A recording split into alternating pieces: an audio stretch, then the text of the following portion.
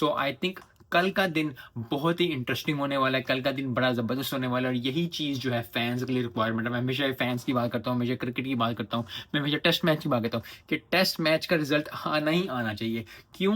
क्योंकि मैं आप हम सब जो है, यस ड्रॉ, जब हम बड़े हो रहे थे, जब जब जब लोग देखते हैं, तो टेस्ट कभी ड्रॉ नहीं होना चाहिए। कोई भी ओडीआई हो जाए, टी20 हो जाए, ड्रॉ कभी भी होना चाहिए। टी20 तो नहीं होते, ओडीआई भी बहुत कम होते हैं, अगर आप ग्रुप मैचेस में देखो। So overall I think test का भी कोई ऐसा सिस्टम होना चाहिए आईसीसी को कि जी टेस्ट के रिजल्ट निकले, क्योंकि अगर आप टेस्ट चैंपियनशिप रखें, वर्ल्ड कप रखें, जो भी रखें, ओवरऑल एक रिजल्ट, एक टीम जीतती है, एक टीम हारती है, जो ड्रॉ वाली चीज़ है ये खत्म होनी चाहिए। सो आई होप कि कल के मैच का भी रिजल्ट निकले, कल का मैच का भी जो है वो ज़बरदस्त परफॉर्मेंस आए, और चाहे इंडिया जीते चाहे इंग्लैंड जीते, कोई भी फैन, जो क्रिकेट जो है वो ज़बरदस्त होनी चाहिए। और आज क्रिकेट ज़बरदस्त हुई, इंडिया ने फाइट बैक की, फिर इंग्लैंड ने फाइट बैक की, और अब विकेट ले डाली। तो आई थिंक बड़ा ही बैलेंस मैच है, थोड़ा सा